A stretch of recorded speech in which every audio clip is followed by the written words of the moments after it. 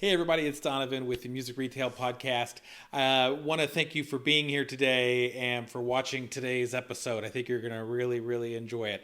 You know, my goal with the Music Retail Podcast is to interview people that are interesting, that have something to give and to share, that can help you build a better business. In order to make sure you receive future updates, please like and subscribe. That not only will keep you in the loop for things as they come up, but it also helps the YouTube algorithm to know that people actually like this content and will share it around. Okay? Let's get to the interview. So today's guest is one of my favorite people, and Jen Tabor and I go way back. Jen is the owner of Souldier Straps, one of the coolest guitar strap manufacturers in our industry. And Jen, I don't know if you remember this, but I remember we first met at a summer NAMM show, and we saw some of our people saw your products, thought they were really cool. They asked me to come by, and so I came by and looked at your straps, and just immediately kind of had this warm feeling, like this kinship with you, like right off the bat. Like you just, I think it was even like Sunday. I think it was, or the Saturday. It was the final day of the show. You had to be tired, but you were just like the love and care you have in your products just radiates through you as well, and just kind of immediately have this connection. And that year I was on the Best in Show panel, and so I was like, well, this has got to be I think you were either my Gotta Stock It product, if I remember right. Mm-hmm. And so we picked up the Souldier line since then, and it's been just such a great seller, and I've loved our relationship that we've had together. And then when you just recently saw Zach Phillips post about being on the podcast, you were like, oh my gosh, I'd love to do this. And as soon as I saw your name, like, yes, like you're a terrific guest. So that was the longest intro I've ever done. So, but do you remember when we first met? Do you remember that? I do remember when. Do you remember that? Because you were in the audience at the awards thing too. Do you remember that? Or I think you were. Weren't you in the audience for when I picked you for the whatever it was thing I picked? I have been in the audience for all of the Best in Show awards, and I love watching the people on the panel. There's a good bit of humor there, so that's a good way to start Saturday or Sunday. And you're naming us Best in Show. Those little wins for small manufacturers are so meaningful.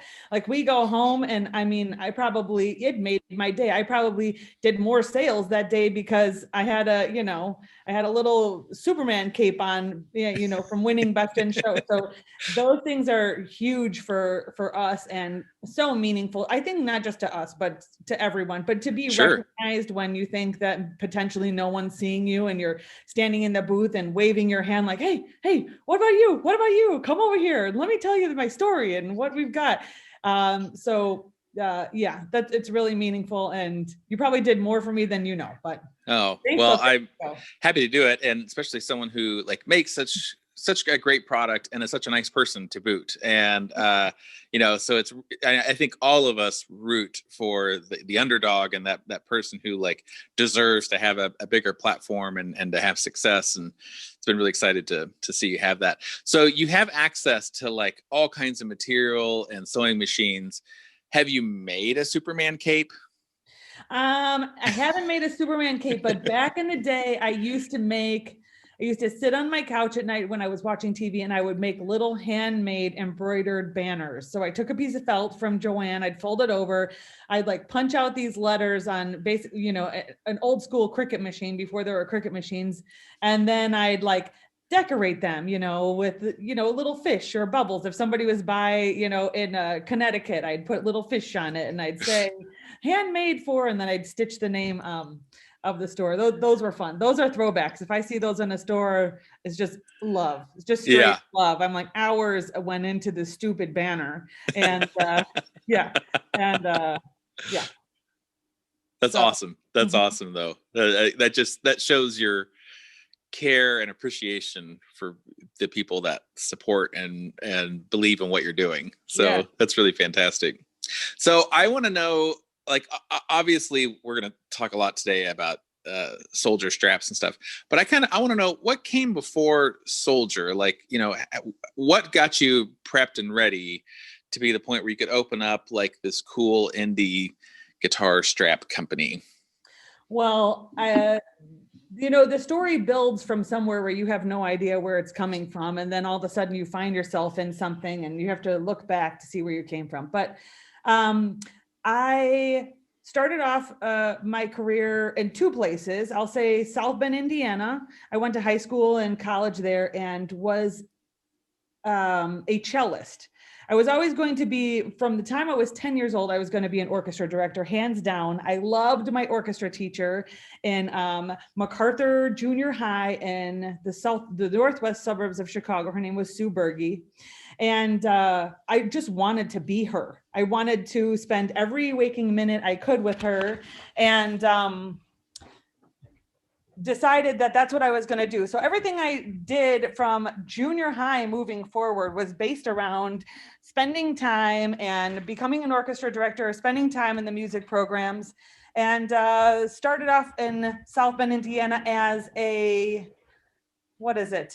retail associate or phone person for Woodwind and Brasswind. So Woodwind and Brasswind was in town before they moved to their mega complex. And I think I'm just a person who responds well to,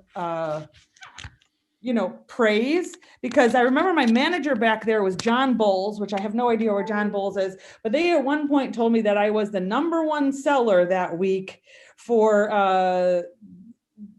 for products at, I keep wanting to say musician's friend, but it's not musician's friend. At Woodwind and Brasswind. Woodwind and Brasswind, right? Yeah, I was the #1 product seller, and that just sent me on fire. I was like, oh, this week's #1. I'm like, next week I'm going to be #1. Next week I'm going to be #1, and just kind of held my spot there. I think I was like 19. I was still going to music school, but I wanted a music job. So that's kind of where my career started out. Then I moved to DePaul, graduated DePaul with my education degree, and went to work in the public schools and taught orchestra for 10 years. So while I was teaching orchestra, some of my college roommates said, we're forming a band. Do you want to be in the band? We need a bass player. I'd never played bass. I had played guitar. And of course, all the strings, violin, viola, cello, and joined the band at nights in Chicago, and we would play shows. And Souldier actually came from that band. So the guys in the band needed birthday presents one year. Their birthdays are 2 days apart. One's, February 28th, and the other one's March 2nd.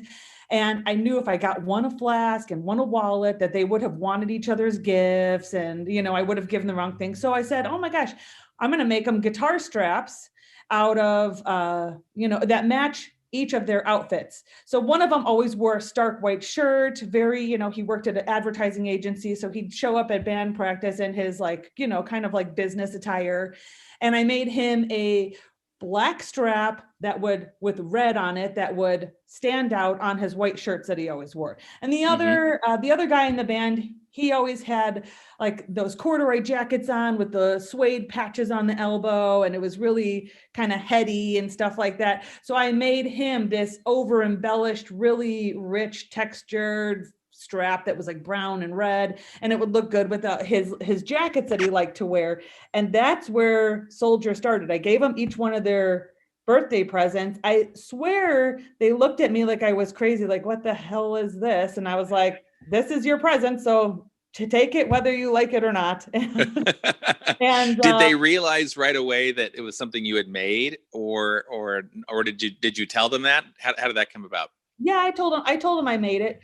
Going back in my history, there were two things I always wanted to do. I was always interested in fashion, and I was always interested in music. My parents told me there was no jobs in fashion, and I really had no idea what I would do if I was in fashion. So being a music teacher seemed like the stabler option. And, sure. And no one in their right mind goes to fashion school. So I became a music teacher, and I was really, I was good at it. I was really good with the kids. I mean, I think when I was teaching 3rd grade, we would recruit 3rd grade orchestra students, and there are 55 kids in 3rd grade, and 52 of them enrolled in the orchestra program. And it was because I had them as little kids. I taught, I was training my orchestra students to be orchestra students when they were in kindergarten and second grade and first grade. So I knew what skills I wanted them to have when they got to the instrument. And then by the time they applied or enrolled or joined orchestra, I had already taught them all the skills that I wanted them to have. And they were just, we had a great time teaching orchestra. Yeah.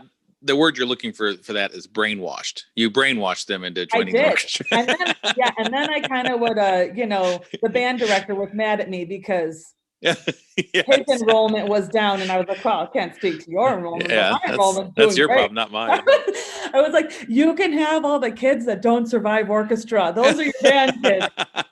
That didn't, I don't know how well that went over, but it was even, but it's always hard to get kids in strings. So it felt like it was really good to be able to get that leg up before they're just like, I need a trumpet. And I was like, at the end of the day, people are their instruments to some degree. So I was like, I'm not going to stop a trumpet player from being a trumpet player. They were born a trumpet player, they just don't know it yet. So at least the kids who, the nuance that's required for those string instruments, we can get through that process early, and then they can join the band in fourth grade, which is how our system was set up. Orchestra started in third grade, band started in fourth grade, and it really helped our school because it gave us a leg up and kind of balanced the program altogether. Yeah, I think it's that way in most places.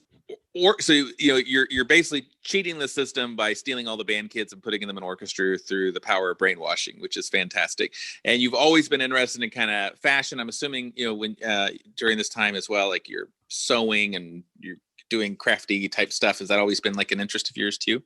Yes.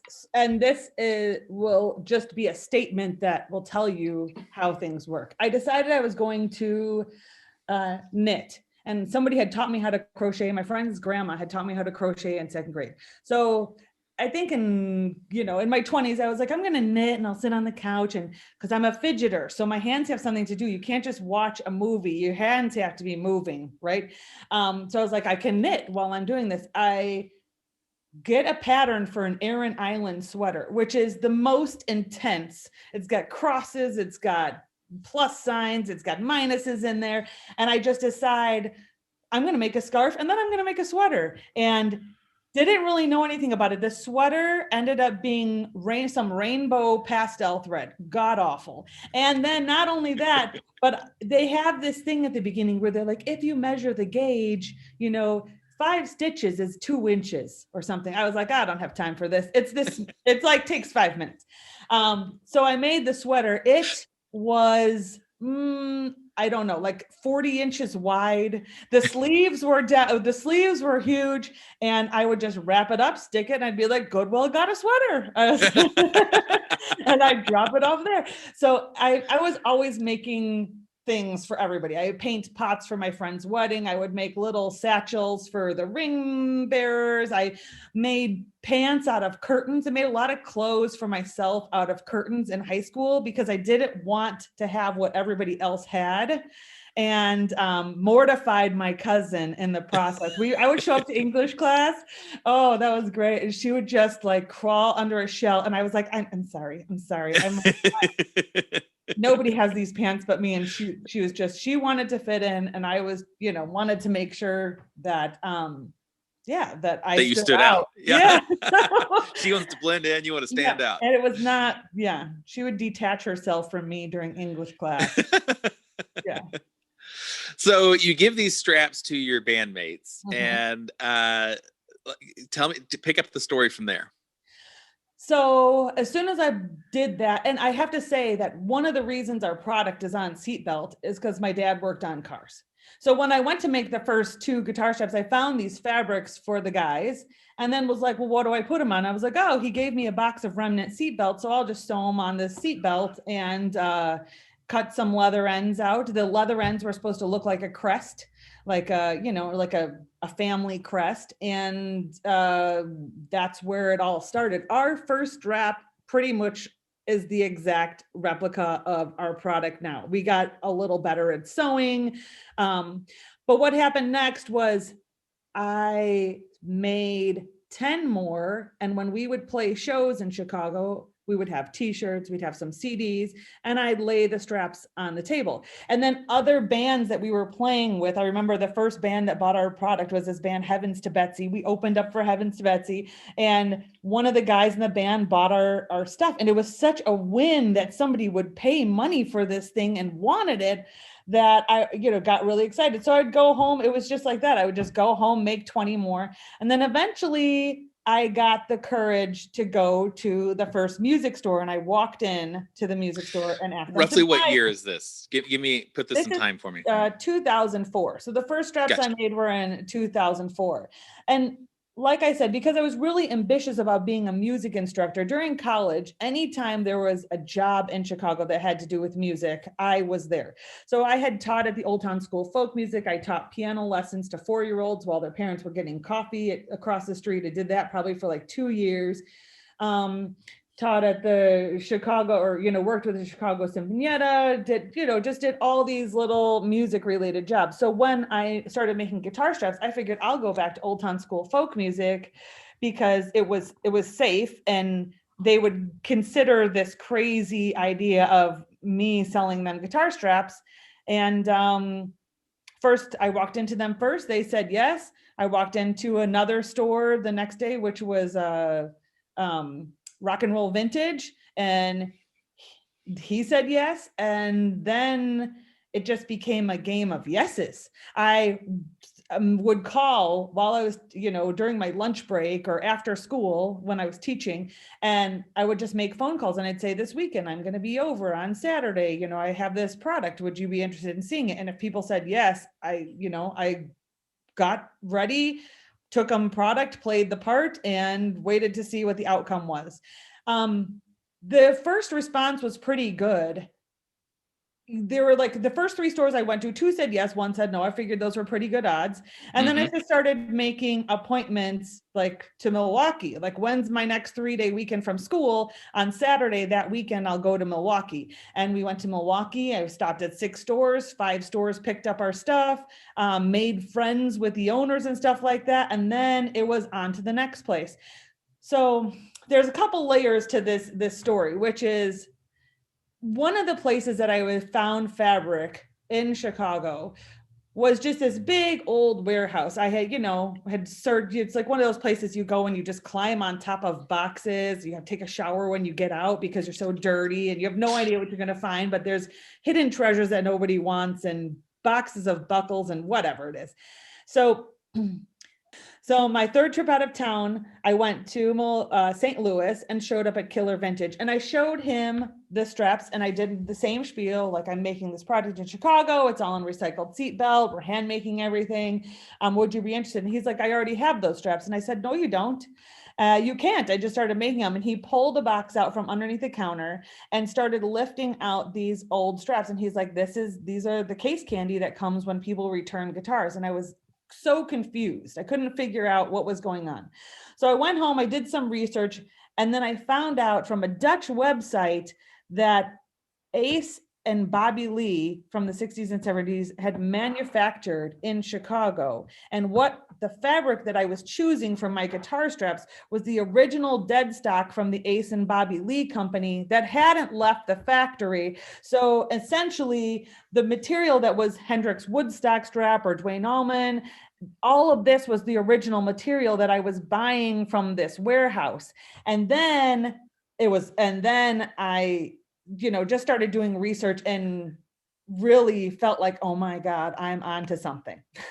Yeah. Like, I found this stockpile. So essentially the first year I was in business, first 2-3 years, I spent all of my money buying out fabric from this warehouse. Like, I was like, I have to clear this warehouse, and it was very hand to mouth. Like, I didn't know what a business was. I didn't know how to run a business. All I knew is that I had this good little side business that would help me.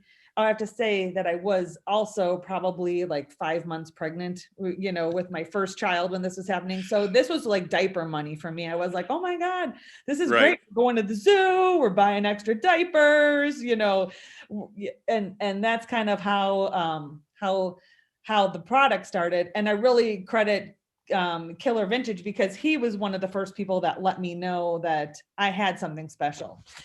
So a year into this, we start looking at places like, where can we retail this product? I see that Lollapalooza has a Green Street. Oh my God, wouldn't that be great if we could get into Lollapalooza's Green Street? But you have to be green. Well, that sucks. We're not green. So 3 days in, I come home from school one day and I'm like, oh my God, we're green. All of our stuff's on recycled seatbelt. We can apply. We might qualify for this. And it was like a year before I realized what my selling points were, which is that original dead stock fabric, vintage, vintage fabric, recycled seatbelt, pulling it out of cars, school buses, all that kind of stuff. And then handmade goods made in the United States. And that's when that's when I started like banking on, this is how you sell the product. Right. Because everything is learning from scratch. Everything in my process was learning from scratch. There was really no guide. And through doing Lollapalooza, I kind of met other vendors and saw that there's a way to have a business doing this. This was probably 2006, 2007. By the time 2008 rolled around, I decided that we had about 200 retailers across the country.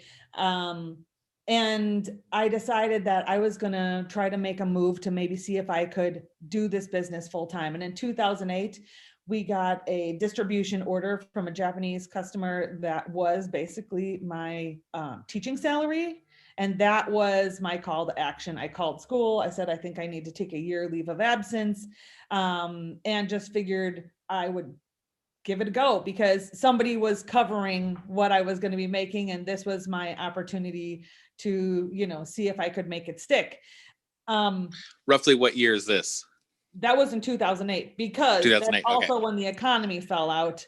And was the most terrifying thing that I did was quit my job with my health insurance and all that. Right. When we hit a recession. But, who knew that was coming? Somebody else did, not me. And somehow we made it through that. So, yeah. Well, you had such a great product and such a great story. And I remember hearing bits of the found materials story, but I never got like the full story, Mm-hmm. And I remember the whole thing at that time. It was just so neat that here's this company that's finding these abandoned products, whether it's like the seatbelts and finding another use for them, and then using old fabric that's, not available anymore, and coming up with, making these straps that were just like the historic straps that, are in all these album covers and concert footage and stuff like that. And how neat that would be happening today, and that it's this independent person doing it, not like just some big company or whatever. And just the story just really resonated, even especially during that time. And you're making a durable product, like a product that would hold up and last. So you get into a recession and you've got a great story and a cool product and a product that will last. People are gonna get behind that. It's a tough time to launch a business, but they're still gonna get behind it though. So.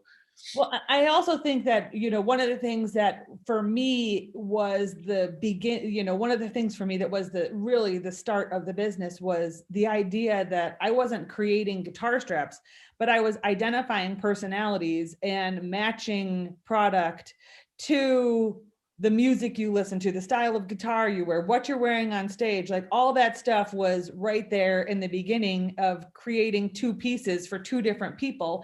And as soon as we walked into the first store and they said yes, my first thought was, well, I have to go service more people. What about the punk rock kids? What about the minimalists? What about this? And so not everybody wants the hootenanny strap, right? No, not everybody wants the hootenanny strap. And I just wanted to make sure that they were all covered. So, at this point, our catalog's probably up to around like 1,500 different materials that we make product out of. I'll also just go back for a second, because the first time we made a website, I think it was like 2006 or 2007, about a year in, we were making a website. And I asked one of my photographer friends to come over and take pictures for the website. And she just looked at our product and was like, oh, I wish I could use this on my camera. And that night we had camera straps. I was like, whoa, yeah, here's my next thing. We have, and then it started really opening up to not just musicians, but everybody likes everybody wants to have a piece of this. Like, let me figure out ways to do that. So after Lollapalooza, we started doing more and more retail festivals, whether it was like the Renegade Craft Fair. We were one of the first companies at the Renegade Craft Fair. I don't even think Etsy had started at that point, because Etsy was advertising at the craft fairs that we were at. So there was really, in Chicago in the early 2000s, there was this huge craft movement, and we just kind of fit right in and went along, made a lot of friends and kind of went just down that path. We started, after the craft shows, we started doing music festivals, and I found so much. Right now I tell people as an adult, like, oh, I did tons of music festivals, and they think, like I'm just some hippie kid, like twirling in the field. And I was like, yeah, I get that. But it was so much direct communication from the customer, and they'd be sitting at the straps or the belts or the headbands or the cuffs or whatever I had come up with for that show, and would just be going through, and I would hear the comments like, oh, you can only get this in big stores. Oh, you can only get this product in big cities. And I remember one time I was in New Orleans, and there was like a 16-year-old girl who was looking at the straps, and I said, oh, that's one's from Panic at the Disco. And she goes, I know. And I was like, well, thinking in my head, like, well, I've got his cell phone number in my phone here. I could reach out to him for you. But I loved being treated as just the annoying worker at the booth who was like, trying to act like they knew more than the customer. And so I just let her have her moment. But, so there was so much feedback that I would get about, oh, I just wish this was longer. And I would watch people strategically, not realizing that I was doing it, but I would watch people go through and like pick and make their selections. It's be like, Target watching the moms shop in the clothing aisle. Yeah. You see how many things they pick up. You see how they weed out their decision.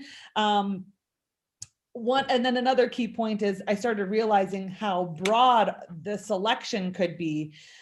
When we somehow found this one fabric, it was like 3D, had white with anchors and wheels on it. It was obnoxious. It was so cheesy. And I made one strap out of it. And I was like, no one's ever going to buy this. And I had something, and he came up to me and he's like, how much is this? I was like, gave him the price, and he's like, I have to have it now. I have to. And I was like, great.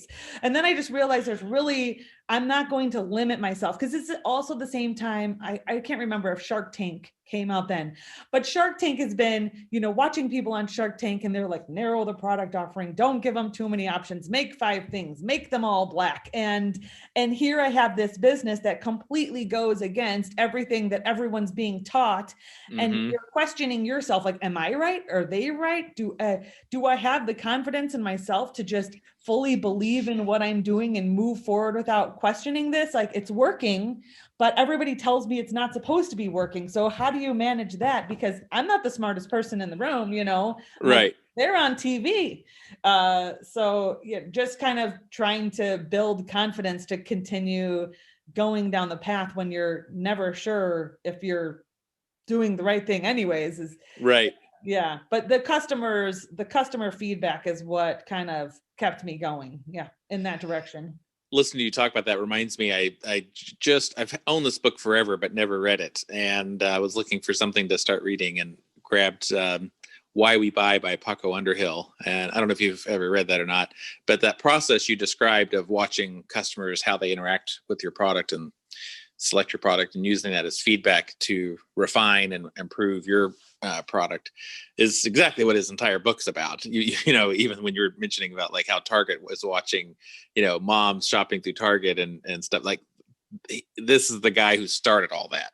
He was the person who started doing consumer research and watching consumers behave and seeing how they do it, and getting that hands-on experience of watching to see the type of things someone picks up, and do they pick it up and really study it and hold it and feel it and keep it and purchase it, or do they put it back? And if they put it back, why? Having that experience is gosh, it's just tremendous market feedback that you really can't get any other way. Maybe you put a focus group together, you get half the information and it's only 10% as good, but getting that real consumer behavior interaction with your product is critical. Yeah. I mean, we would also have people come up and they'd say, oh, I want this, but I want it this way. I want this belt, but I want to put my own buckle on it, and it needs to snap on and off. And I would take every single one of those suggestions as the next thing that I need to do, because if there's one person asking, there's more people that want it. But I'm always concerned I feel personally, if I get detached from those conversations, that I will miss the things that they're not telling you. Like, everybody who comes into a store and picks up a guitar and then decides not to buy it, there's a story, there's the complete conversation that's going on in their head.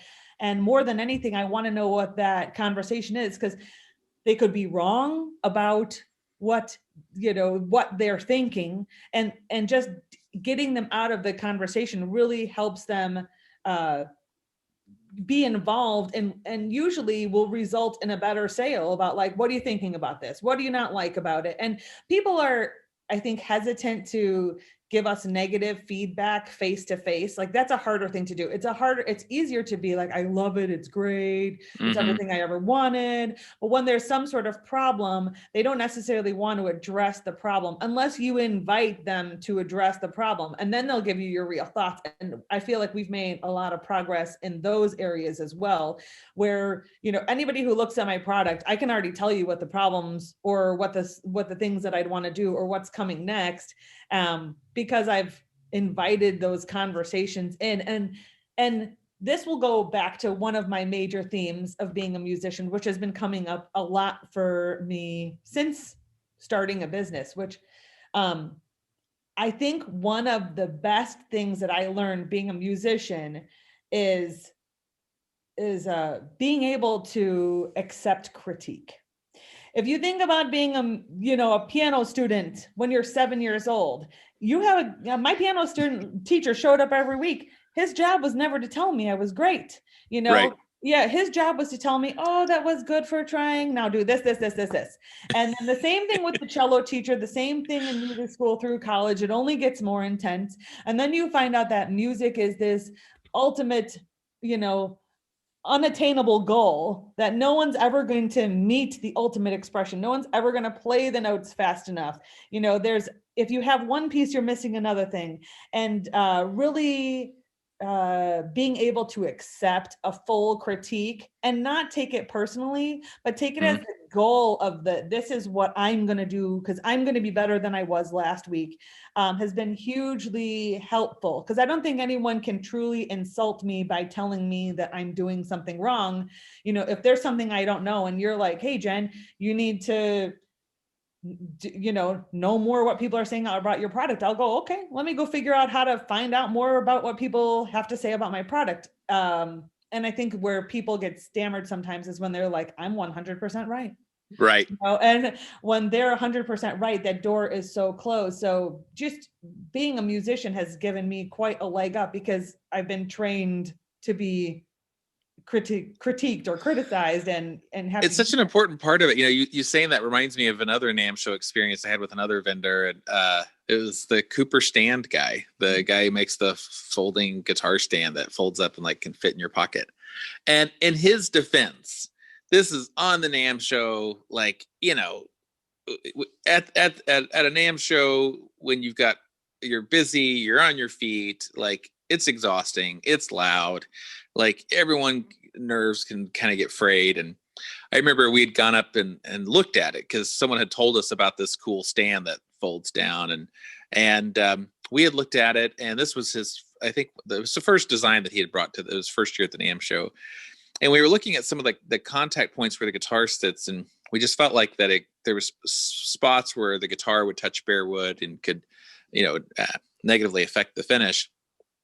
And so we asked him about it, and he got so irate, and was so angry. And, I remember even telling him, hey, just like asking you about this. There's no reason for you to get so upset. Like, but it just looks like this is a spot that the guitar is going to touch, you know? And I'm always thinking of this stuff, not necessarily from like a home user's perspective of gently using a product. I think about it like, if I have this sitting in my store and someone tosses a guitar on it, will it damage the guitar? Yeah, and he got so angry, he basically like kicked us out of his booth. And then I'm like, F that guy, you know?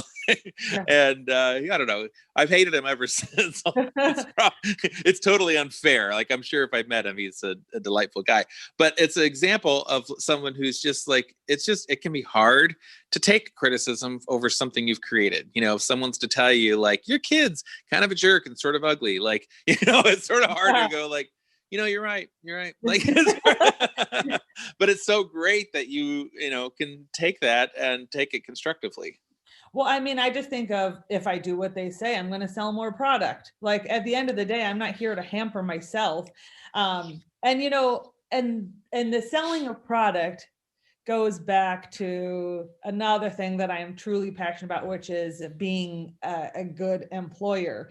So the more product I sell, the more people I can hire. The more people I can hire, the more people that are in mundane jobs that they're not passionate about, that I can like give them some skills or a career, or, I don't expect anybody to be a sewer with us for the rest of their lives. But, if I can positively impact them through our product and be able to give them another skill or another tool or another layer of confidence, that's a huge win for me. Most of the people that we employ do not come in with any sewing background, and I don't encourage it either. We used to hire fashion designers from Chicago, the Chicago, art schools and stuff like that when we were there, and they would come in and they would just be so frustrated because, we're not making clothes. This isn't like silk and stuff. It's like an industrial product. And if you think about motorcycle seat covers, all of any stitch on a motorcycle seat, you can see it. If there's one out of place, you can see it. So, and that's the same way it is with our product. Is there's a perfection that's required in order to make it valuable.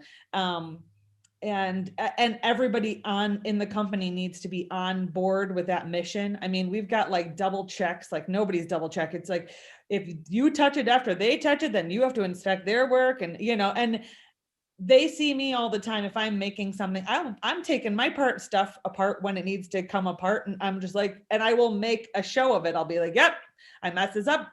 It has to come apart. We can't send this to a customer. And so we've really got, everybody's super proud of their work. And there's a really high quality standard, just because it doesn't have to be I don't make it a big deal. Like before I got here, I was in the shop teaching someone how to sew a headband. And she was like, I don't get it. And I'm like, you're actually a lot closer than you think. And I have never taken a sewing lesson in my entire life. It's just trial. It was all my own trial and error, and I want it to look great. So there's nothing that anyone who comes in after me, if they don't have if they're willing to do it, their stuff's going to look just as good as mine. And I love that you have the vulnerability to, even take apart your own work in front of your employees. I think so many times as leaders, managers, bosses, leaders, I'm going to stick with leaders. That's the best word. Bosses tend to be the type of people that feel like they can't admit when they're wrong. They can't take their work apart in front of someone else. They feel like they have to be the best. That's why they're the boss. But leaders understand that we all make mistakes, that nobody's perfect. And we can all admit when we had an error. There's no shame in that. And certainly when the leader says like, oh, screw this one up, I've got to redo it, then it signals to everyone else, like, it's okay. You're not working in a sweatshop where like, you must do this a certain way or you're going to be punished. You want them to do it a certain way, but like that you can't have any errors or whatever. Like, you're human and accepting the people for where they are. I think that's really great. Yeah. It's a testament to the kind of nice person that you are, that you care for folks like that. Yeah, I think that ethic you have, I think that resonates through your product. It certainly resonates through you, and it resonates through your product. I think that's why one of the big reasons why you've just had success really from day one, is that people can see that it's not just about like, it's not that you just don't give a shit about any of it. I just will sell whatever it takes to make this money. Like, like you care about what you're doing. You care about the people you're doing it for. Like there's more to it. And with that, people are happy to give you money in exchange for it. So when was the first NAMM show? Do you remember that? I can't remember because we almost backed out of the first NAMM show. I was like, we've got a good thing going on. No one needs to know about it. Let's just hide in this little corner of the world and like sell to our 200 dealers, and maybe we'll get 230 by the end of the year or something like that.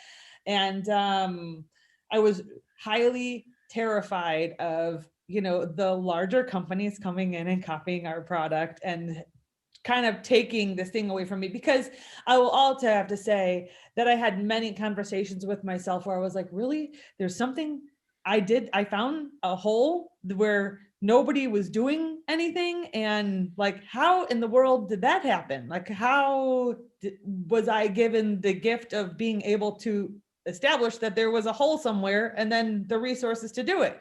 So that was, the whole thing has just been crazy to me from the beginning, but I'm on the train, I'm at the front, and I'm just keep taking as much crazy as I can. So my first NAMM show might've been in like 2007. And it's so funny. I had a friend in Chicago. He came up to me after show. He's like, you were mean at NAMM. And I was like, yeah, I pretty much had like my fists up the whole time. Like, what do you want? What do you want? Or, are you real or are you like a company who is, I had no lay of the land for the NAMM show at all. Gotcha. I just you didn't know there was a wolf in sheep's clothing that was coming into the booth, and they were all right. Of course, they always do. It's part of the show. Yeah. But I had no idea how to manage that. So the first show went really well. That's like I said, it had to have been in 2007 because that's where we got our, we got a large distribution order, and then I quit teaching. So yeah, 2007, and then we've been there ever since until this year. Right. Yeah. Yes, I made myself a 10-year NAMM show award. That's right, in 2017. I got my little NAMM representative. I was like, do I get something for being here for 10 years? I'm like, consistently, like I haven't left during a summer, because we all felt it when all the large manufacturers left and we still showed up. I was like, I want recognition for that. And they were like, we'll give you another NAMM coffee mug. And I was like, I'll take it. It's great. I love those mugs.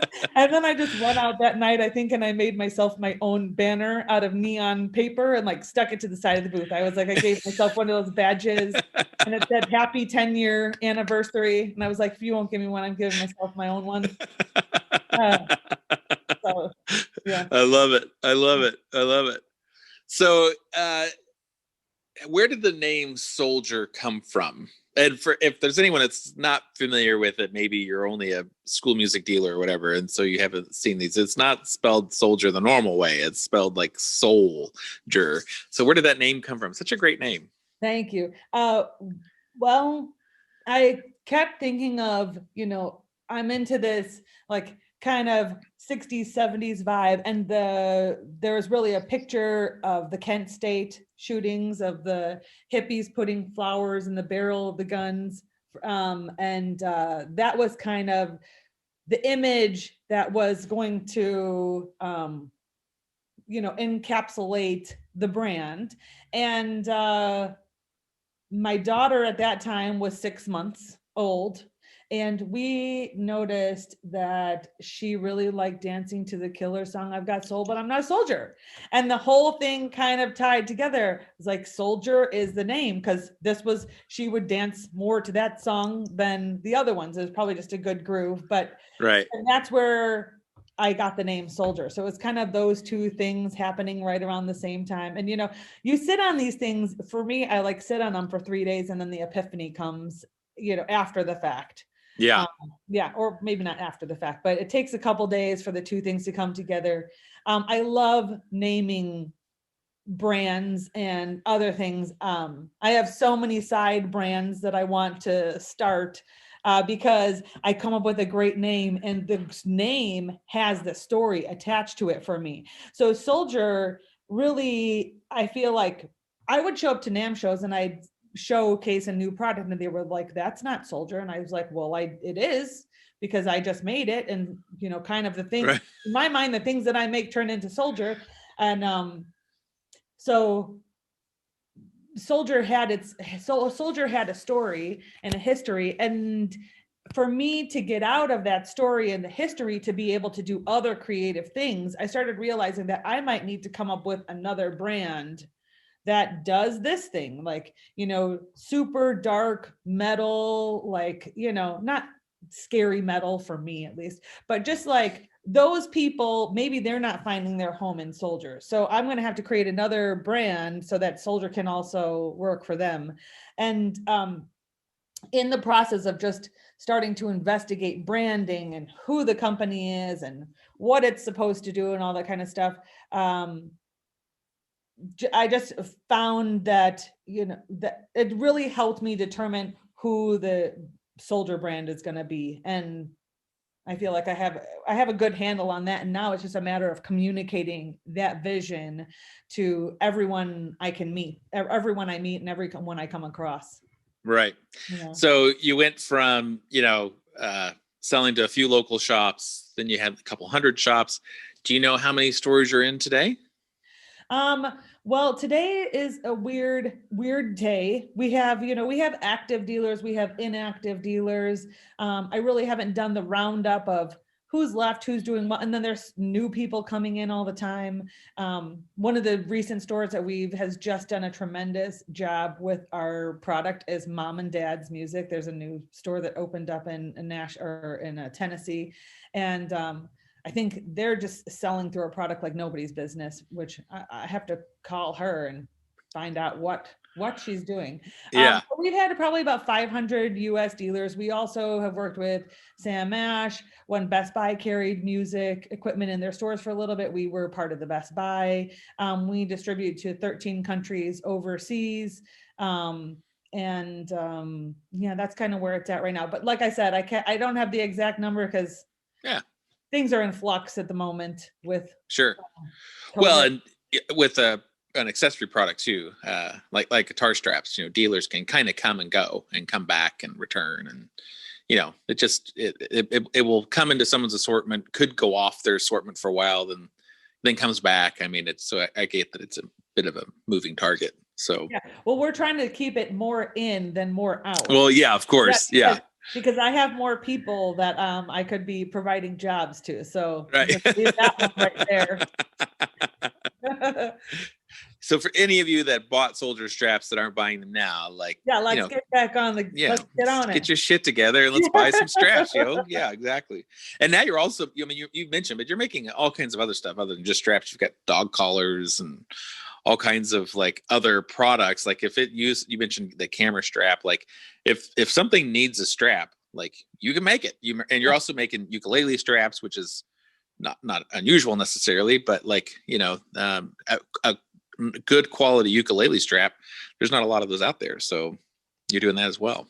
I see Souldier as a complete lifestyle brand. I think that, you know, what I have learned about the brand is that it goes across all religions. It means something to religious people. We have lately, this last year, we've had a lot of people trying to infringe on our trademark because they love the name as well and they want to use it in yoga gear. And so I see how it means something to the yoga people, it means something to the athletes where, you know, it's like work hard, but do it with a meaningful life. And so really right now, what I'm trying to do is just capture all those things and provide that back to the customers. I see Souldier will always be in the music industry. And I think that it's great that it originated from the music industry and that it has a history there. But, you know, our product has translated into the fashion industry so well. If you look at, I'll just leave this here, but if you look at the quote unquote purse bag straps, that they call guitar straps, there's a reason why they look like our product. There's tons of guitar straps, but you know, the translation of Souldier being on high profile artists and then people wanting to make purse straps, I'm taking responsibility for that one as well. I have one of those. Oh, I have one of the first purse straps that you made. Well, you didn't make, I mean, you made it for me, but not like for me to use. Yeah. Yeah. Well, and I mean, honestly, the luggage straps and the case straps and all that kind of stuff, when I left teaching, I made every kid a different colored seatbelt strap. They were like Christmas, for the kids, because I wanted to give them something from me when I left. And it was great because they knew which violin was theirs, because mine has a neon one and I stuck this pin on it. So right.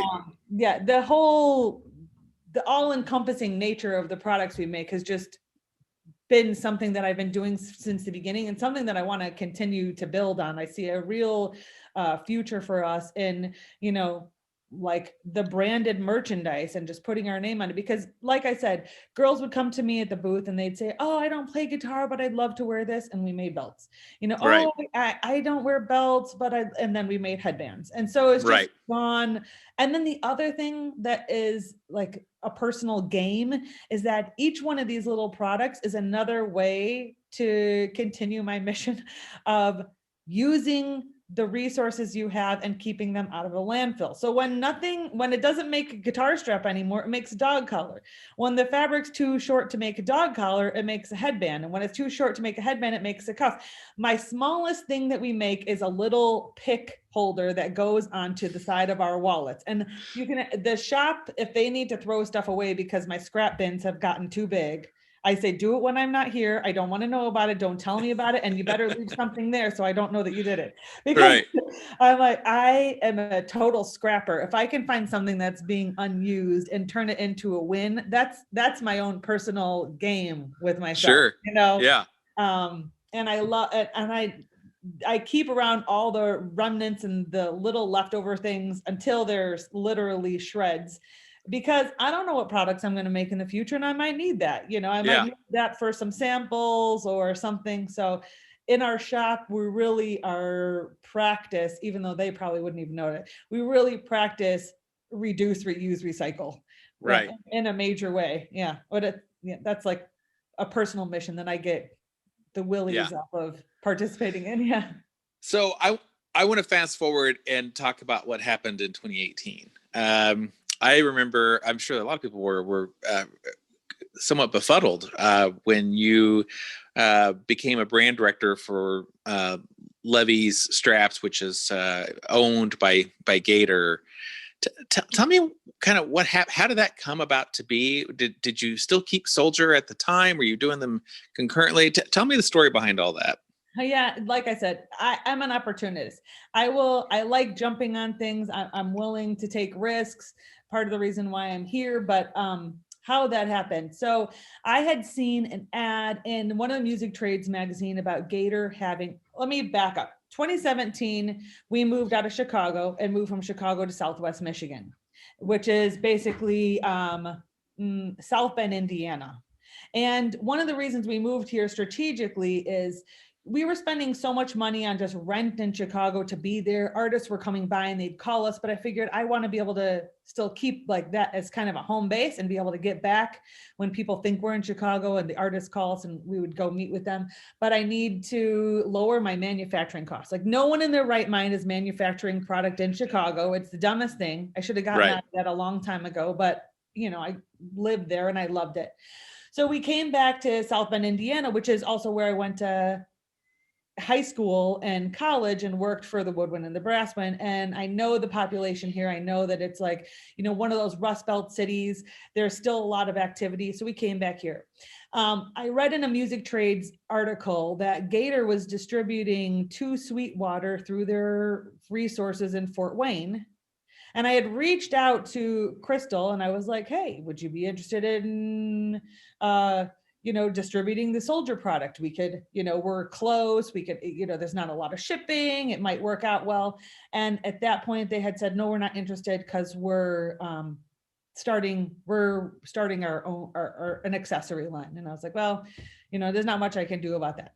Fast forward 6 months to NAMM. I show up at NAMM and somebody says, did you hear what happened to Levy's? And I said, no. And they said, well, Gator bought Levy's. And then somebody, you know, one of their industry people walked me over and introduced me to Crystal. And I was befuddled right there because I was like, aren't you the same person I just talked to 6 months ago? You know, and it was, it took me a minute to catch on to that. This was the same thing that was going on. So then she invited me to come down to Fort Wayne and have lunch. And we just started talking.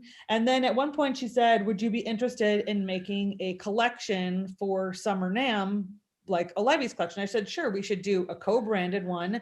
And then I will also just make you another 12-piece line. Because for me, it was like, it would be, I think the co-branding thing is great because it's powerful messaging not to be scared.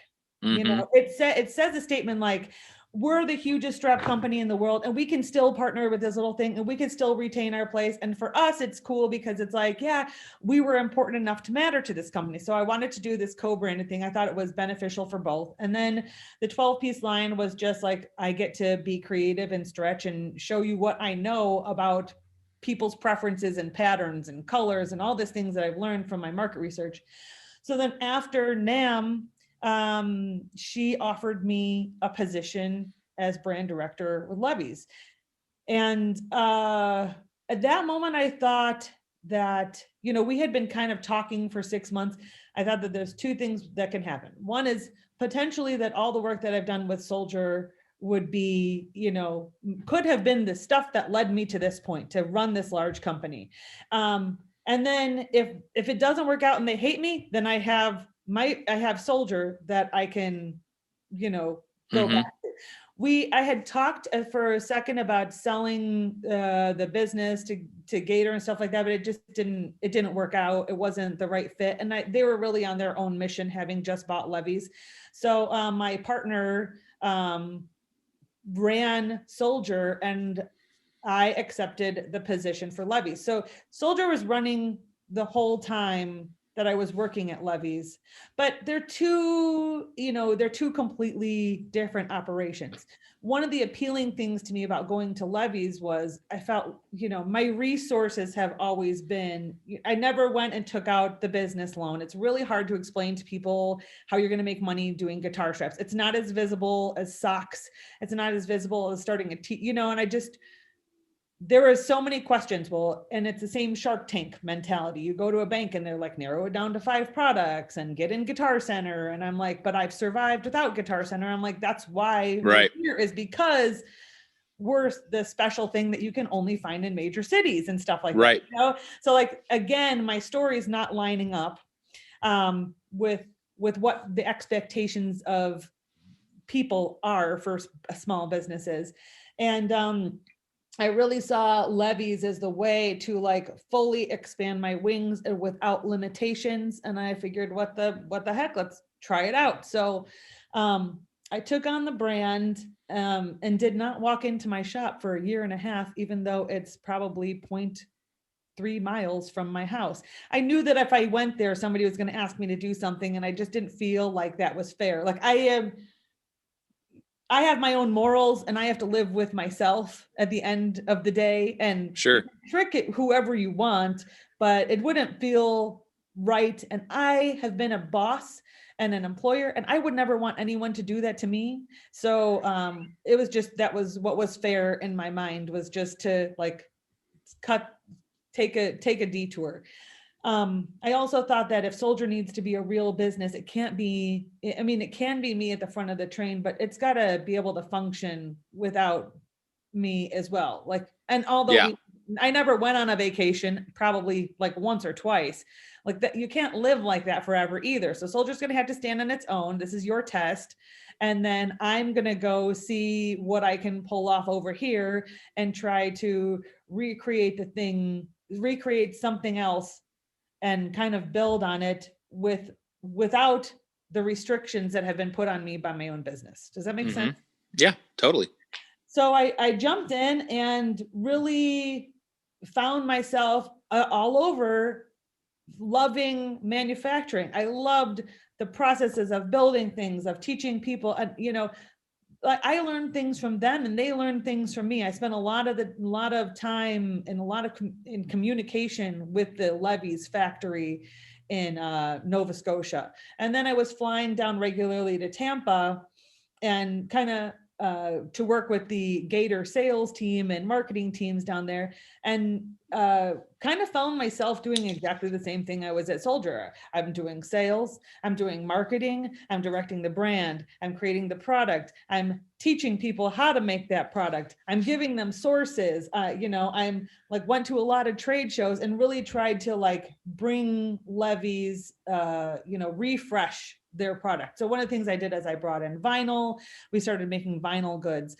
We moved from Levy's leathers to just Levy's, and kind of rearranged that logo and the messaging to be all encompassing. And then, we started banking on the kind of naturals. They showed me this hemp. They're like, we've had this hemp roll sitting here forever. We have nothing to do with the hemp roll. I'm like, let me go think what I can do with this hemp.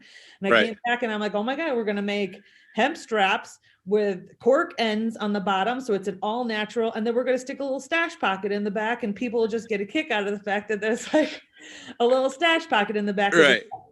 So it was just, it was so fun being able to do all those things. And then I got to work again with a lot of the people in the industry. Before going to Levy's, I designed stuff and worked with like D'Addario, Fender, Gibson, Martin guitars, a lot of brands. I've done work for them. And then going to Levy's, they had such a robust OEM business that I got to further develop that, and probably made 600 products myself in the year and a half that I was there. I made stick bags. I made straps. I made stuff, Fender, D'Addario, Marshall, Jackson, Charvel, all of the brands. So I feel like I've touched on or, worked with every single one of these companies at some point. And that was, I had a good run there until COVID hit. And then in, April, I probably needed to save on finances and on money and stuff like that. And found myself back at Souldier. And when I found myself back, I realized how much I missed being here. Yeah. There's something that happens in the corporate world where it's like, we're check this design with these 20 people, and if they think it's viable, then it's a go.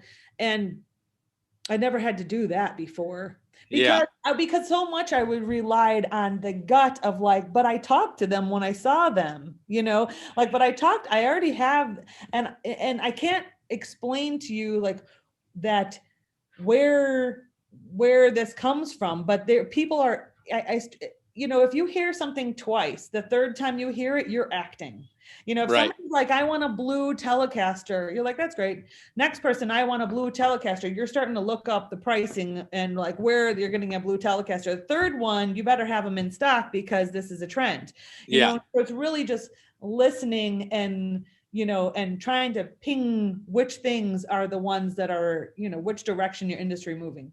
I can see it a lot in the Souldier product line, because at Christmas time, we sold a mallard strap. This is most ridiculous. It's got birds and dogs and it's hunting. And then 2 days later, we sell another mallard strap. And then I was like, I'm going to put a post up about the mallard strap. Then we sell 15 mallard straps. And somebody's like, I got a mallard recording studio. And I'm, mallard was the thing this Christmas. And so I know that there people are willing to purchase it. And also when you have like 1,500 products, you can see the trends happening because there's more attention. So that's kind of what happened is I'm back at Souldier now, and I get to do whatever I want, and I don't have to check with anybody. And the benefit to small manufacturing is my mistakes are never gargantuan. My mistakes are like, I made this strap, I thought it was going to sell, we made 5, and eventually I'll sell those 5, but I got 5 to deal with. I don't have 500. So that's kind of how that happened. There could be the attraction, of course, going to work for a big company like that. It gives you that kind of validation that you can cut it, that you can make it. But then you also just lose that, you lose the connection to what you're doing, and also the speed at which you can move. You can do so much more at a big company in terms of, like, making 500 straps at Levy's is much easier than it is likely to be at Souldier. But the process to get those 500 straps made and approved and distributed is so complicated, and you don't get to just run with your gut and do the things the way you want to do them. You're someone else's employee.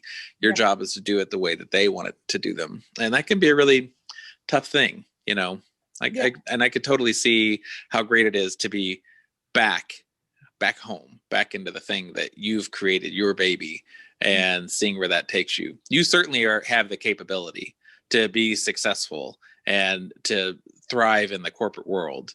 But you have the creativity and connection with your end user that it's really nice to see you back at the helm at Souldier, I think. Thank you. I think it's going to bode really well for the future for Souldier, and, eager to see what comes up next. Yeah. There's a lot in the last year that has been, what do they call that? Imposter syndrome, where, even when I was at Souldier the first time, when I was there for, before I left, people would always just say, I felt like there was a little bit of, well, you just did that, but you're just a one trick pony. Like, you could just do that. And I was like, no, I can really do so much more. Some of the stuff I just haven't gotten to, or I'm too busy with this. And when I went to Levy's, I was like, let me figure this out. Am I just good at this one thing, or can I do other things? And by being able to create a branded product for so many other people, where it doesn't look like me, it doesn't look like them, it is really, and sometimes in those accessories, I feel like the larger brands, they're confused about who they are as well. Sure. And I feel the same way. I would love for somebody to come in. I love it when somebody comes in and is like, you are this, this, and this. And I'm like, okay, thank you. Because I was a little confused. Like, I could be so many things, and you just help me. Okay. Yeah. And being able to kind of figure that out for myself, that I do know what I'm talking about. It works there, it works here, it works for them, it works, works in so many different places. So I think I come back to Souldier with more confidence in my own abilities, and figuring out that it's been a hard road to get to, that I can be okay being different than everybody else. Yeah. Yeah. It's good that you're different. I mean, that's what sets you apart. The last thing the guitar industry needed was another strap maker, but somehow, you came in and became part of an industry that we can't be without. Like, that, I think that's one of the cool things that to me has made Souldier so special. And what you've done with it is, no one really knew we needed it until you were there. And then once you're there, it's like, well, we can't. The guitar industry isn't the same without this independent spirit and this dedication to quality and the one-on-one relationships that you have with not only the artists that are using the strap, but also the relationships that you've had with dealers over the years.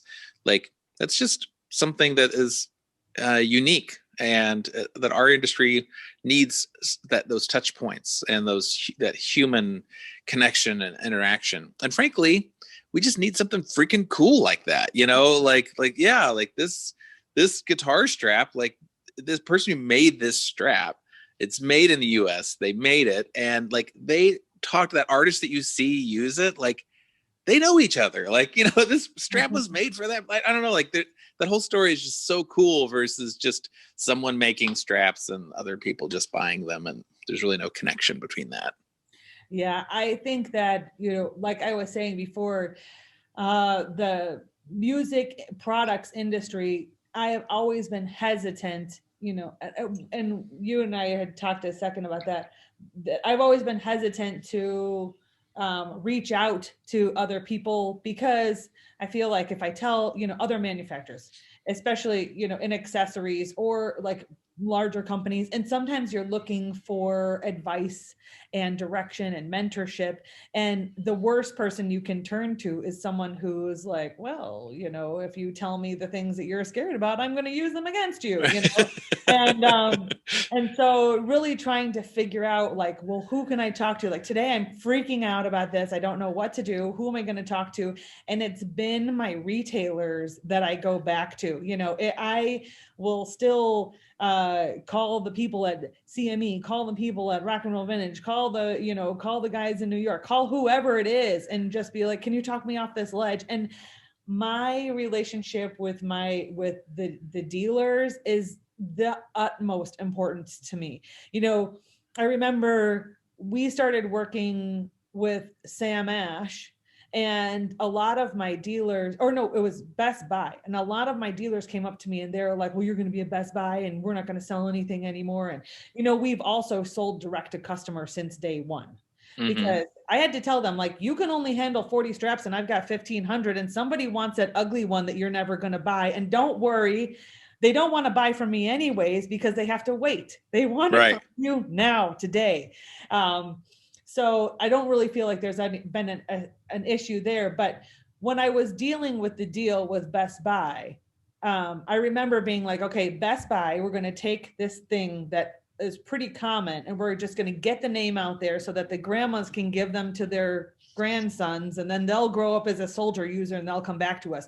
But when they become a real musician and go to a real store, they're coming to buy it from you, Donovan, at Springfield. You know, they're coming to buy it somewhere where it means something. And I specifically narrowed down Best Buy's selection to 12 pieces, kind of said, like, we will give these 12 to them, but you get the mother load. My independent retailers who supported me, because like I said, I'm true to the end. Like, I wouldn't be here without you, and I will never take that relationship for granted. So if I have to move in a direction where I have to, you know, involve these other people to like stay afloat, then I'm going to make sure that my offer to you is just as good so that you can also continue to support us and stay afloat. Like, I'm never going to sacrifice one for the other. And I also like it that in our product, we get to have such diversity because the offering's so big that you really, it is whatever's in your store is special and it's not going to be down the street.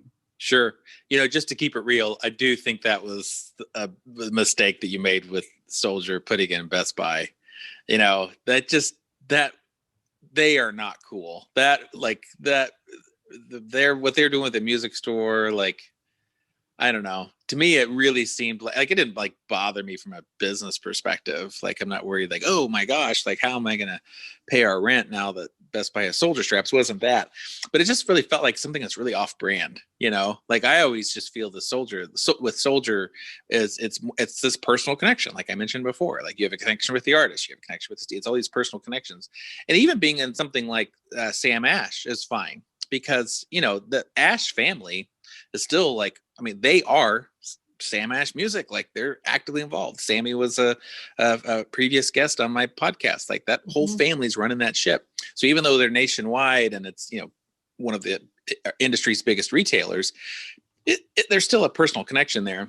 Best Buy wasn't about any of that. You know, they saw the margins that were in it, and in my opinion, they saw the margins in the industry, felt like that they could make a run at that, and they were struggling and trying to find what their next thing was. And you know, that whole thing for them didn't work out, and I'm glad, because we already have a soulless entity that's selling music products, and all they give a shit about is making money. We already have that, you know.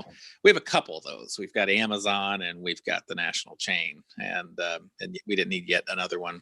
So that was, you know, to my opinion, you know, I saw that, I was like, oh, that's not really, you know, they should have, like, of course they're going to have Fender, and of course they're going to have Roland. They're going to have all that kind of stuff, because those brands, you know, of course they're going to have that, but they shouldn't have the cool shit, man. Like, they shouldn't have the indie stuff, you know? So, yeah. But whatever. Well, and for us, we see it as, if they're gonna carry somebody's stuff, and, you know, and it's name recognition. So, you know, in some ways it's like, well, do I want to leave that door open? And if they're willing, I mean, there have been a lot of retailers that are unwilling to part or make room for our product because they're supporting whatever, you know, whatever it is, their long-standing relationships and all that kind of stuff. So, you know, sometimes as a small manufacturer, when you're really trying to grow and you really want to be visible, you know, you take the bites where you can. And, of course. But when your brand is perceived as being indie and being independent, yes, to go over to like, I mean, these people are not even in the industry. And like, I don't know, to me, it just seemed like an off-brand moment. And it's okay. Like, I think sometimes that helps to define where one, you know, where, like, just like when you said, it's like, well, this isn't Souldier. Like, oh, okay. Because you tend to think like, well, I created it, so therefore it's Souldier. Well, not necessarily. Souldier still has its own kind of ethos and brand. And to me, it felt off brand, you know, to be there. I still love you in the product. Like, okay. I'm sorry. I wasn't like, I was, you know, just destroyed by it. I wasn't outraged. I wasn't like, get rid of all this stuff, you know, but I was just like, aw, you know, but you know, those guys failed anyway. So what is it's all growing pains. It is. Yeah. Well, and that's kind of what I'm saying is like, sometimes you don't realize something's off brand until you do it, you know? And not this to say that you would agree with my opinion on that, but just, we've all been in those situations where we think it's okay. And then you do it and you realize, maybe that could be okay for somebody, but not for me or not for my business. All right. So really fascinating. I always ask this final question. If you could send a message to yourself 10 years ago, so 10 years ago would have been roughly 2011, right around there. What would you send? What would you say? If you could send a message to yourself 10 years ago, what would you say? Be brave and keep moving. Yes. Stop questioning yourself. I've spent a lot of my career willing, and that will go back to being able to take criticism. One of the things that I'm learning this year is that I don't need to accept all this criticism, that I have to really start to just hone in on the things that I know and be brave and be confident in my own actions. I spent so, you know, I feel like really this is like something that has genuinely been coming up, but I'm stopping my questioning of myself this year. I'm just gonna be my authentic self, do all the things that I want to do. If an investor, you know, I talked to an investor who went back and told me the whole 5 things that are black, that's not me. So I don't need to have those questions anymore. And be brave and keep moving, because no business is, you know, the time that you're stalling and you're thinking about whether you're doing the right thing or not, it's wasted time. Just keep going. Yeah. Mm-hmm. Well, and in your case, especially, Souldier is so closely identified to you that, you know, your company is you and your thoughts and your directions and your feelings. So it's going to adjust and change. And plus you've proven to be successful with it. You'll have some missteps. Like, of course, like if you're not making mistakes, you're not trying. So you'll have some of that, but you should. Yeah. I love that. It's a hard thing to do. I don't know that I'm really always myself, especially when I'm representing my brand. I'm probably definitely not.